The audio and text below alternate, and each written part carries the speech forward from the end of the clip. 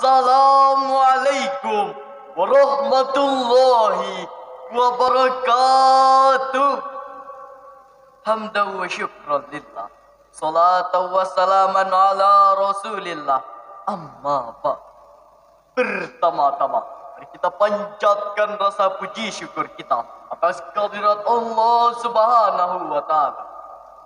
Allah yang Maha Pengasih, yang tak pernah pilih kasih. Allah yang Maha Penyayang, yang kasih sayangnya tak terbilang. Walaupun reranting pepohonan dijadikan penanya, dedaunan dijadikan bukunya, bahkan air laut pun dijadikan tintanya, maka otak manusia pun tak akan sanggup untuk menghitung semua nikmat yang Allah berikan kepada kita. Yang kedua, salawat beriringkan salam. Semoga selalu tercurahkan kepada putra gurun pasir, Nabi yang terakhir, yang mana pada subuh Senin ia lahir.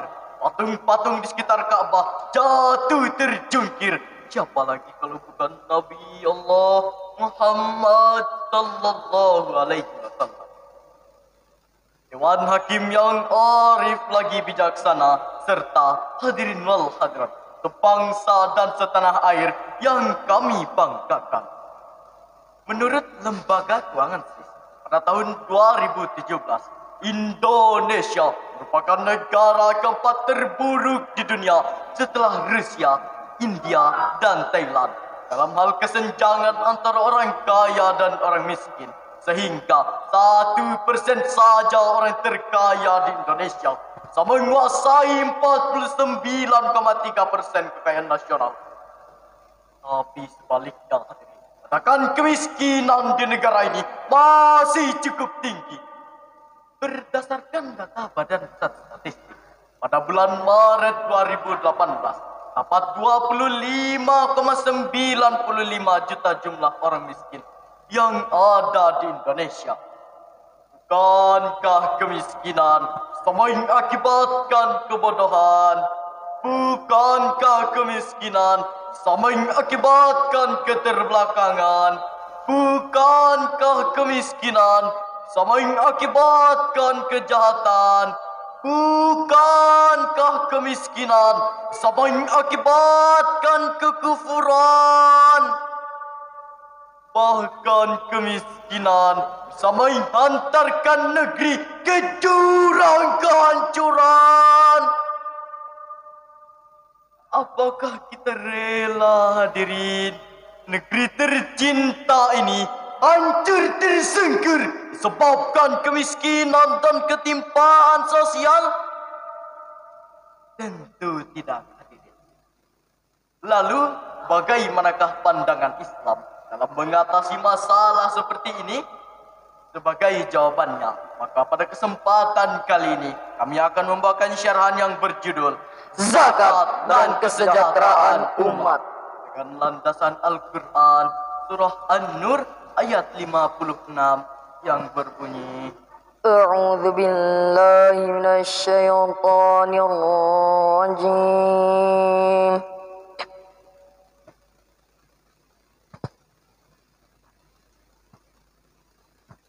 Bismillahirrahmanirrahim.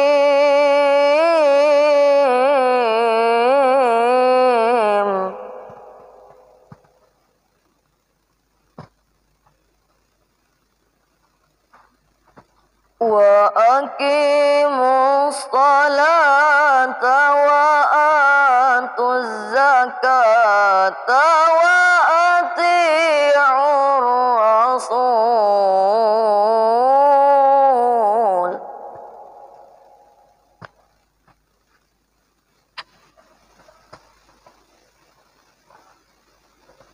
Wa ati'ur rasul la'allakum turhamun.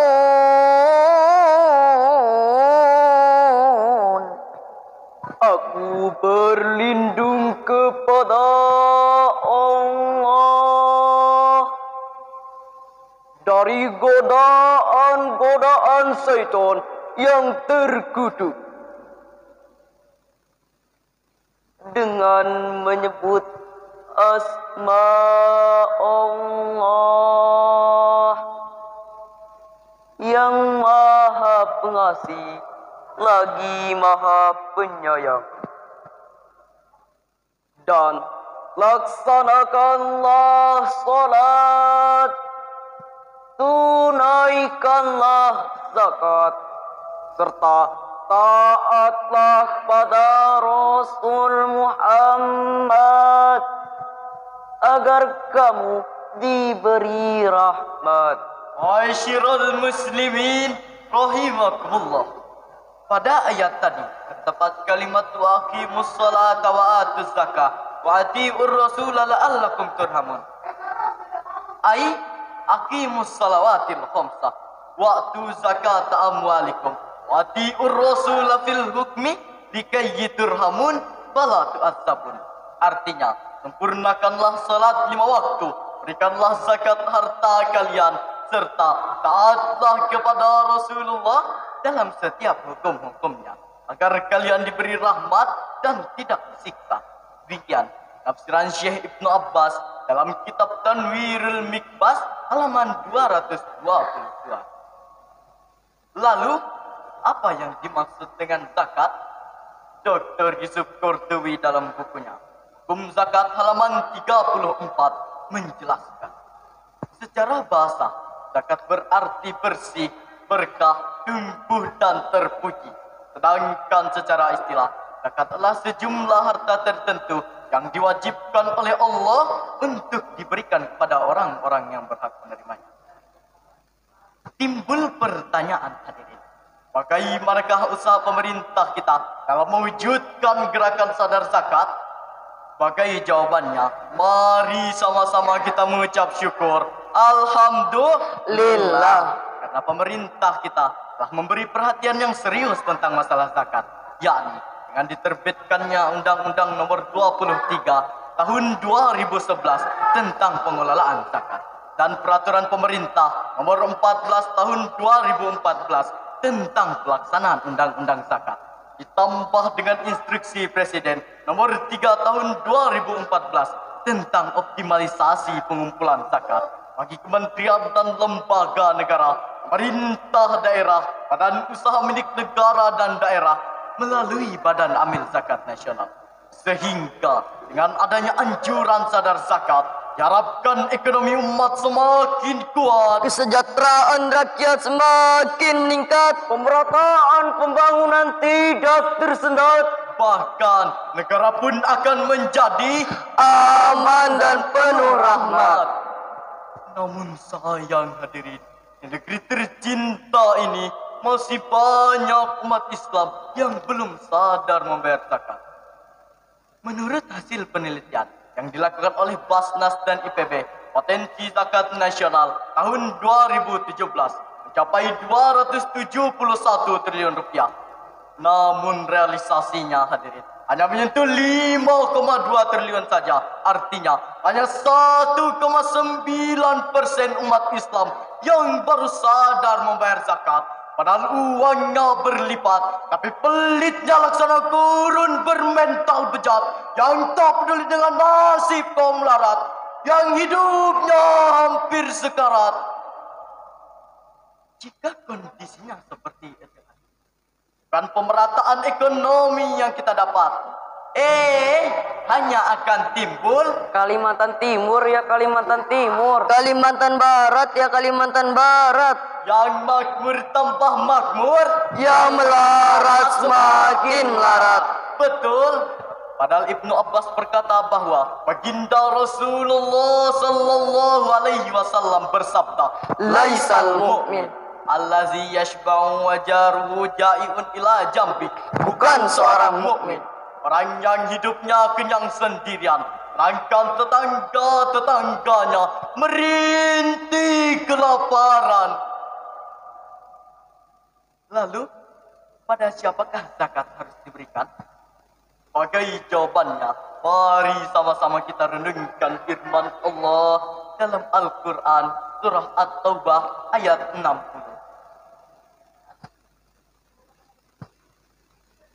Innamal الصدقات للفقراء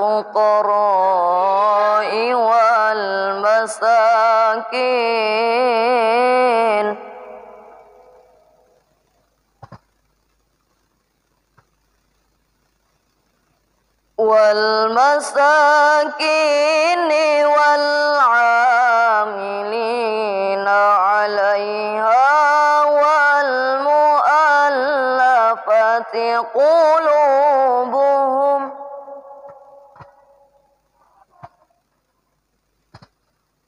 وفي الرقاب والغارمين وفي سبيل الله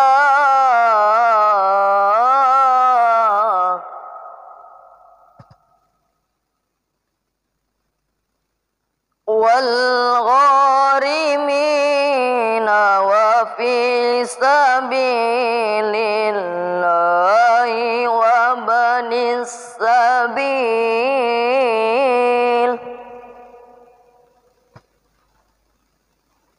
فريضة من الله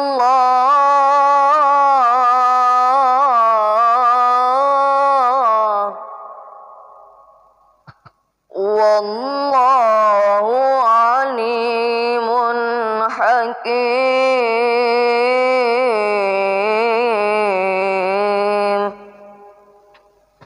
Sadaqallahul azim.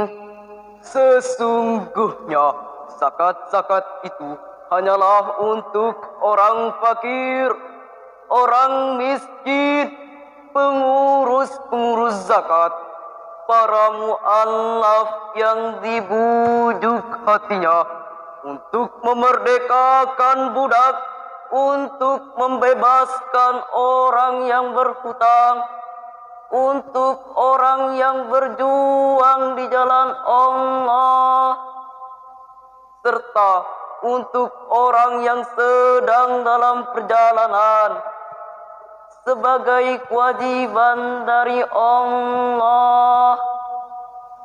Dan Allah Maha Mengetahui lagi Maha Bijaksana.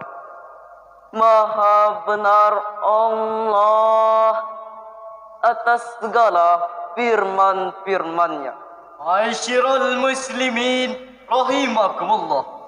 Menurut kajian ilmu balaghah, kalimat innama pada ayat tadi merupakan adatul qasri, bagaimana yang dijelaskan oleh Imam Al-Qari dalam Jauharul Maknun halaman 3. Maksudnya adalah litakhsis, yakni mengkhususkan sesuatu. Artinya, zakat-zakat itu hanyalah untuk orang-orang fakir, orang-orang miskin, orang-orang yang disebutkan oleh Allah pada ayat tadi. Demikian penafsiran Imam At-Tabari dalam kitab At-Tabari jilid 10 halaman 162. Adapun fakir miskin sebagai skala prioritas. Dengan kata lain, Allah menginginkan agar harta tidak mengalir dari si kaya kepada si kaya saja, tapi juga mengalir kepada si miskin. Inilah hadirin konsep pengentasan kemiskinan yang ada di dalam Islam, yakni dengan prinsip zakat.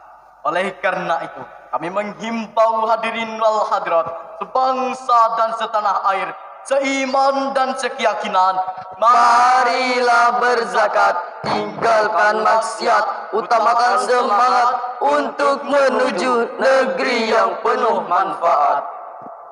Dengan demikian, secara tadi dapat kami ambil kesimpulan bahwa zakat adalah kewajiban syariat yang wajib kita tunaikan. Dengan zakat, harta dan jiwa menjadi bersih dan mengalami kesedihan. Kehidupan akan tenang dan nyaman, dan pengentasan kemiskinan insya Allah akan terwujudkan. Amin, amin, ya Rabbal Alamin. Wabillahi taufiq wal hidayah, warridho wal inayah. Assalamualaikum warahmatullahi wabarakatuh.